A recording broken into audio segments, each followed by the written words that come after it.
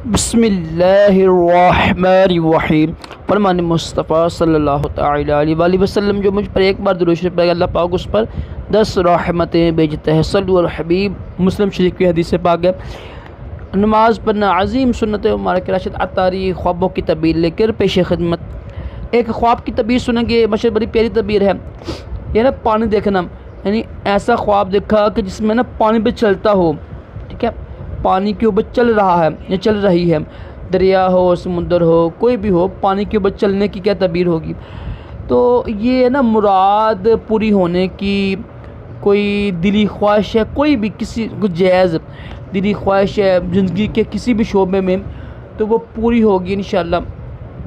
ठीक है, जो उसकी यानी ख्वाहिश है, जो उसकी तमन्ना है किसी चीज़ को पाने के लिए, तो इंशाअल्लाह इस ख्वाब की तबीर ये है कि वो पूरी हो जाएगी।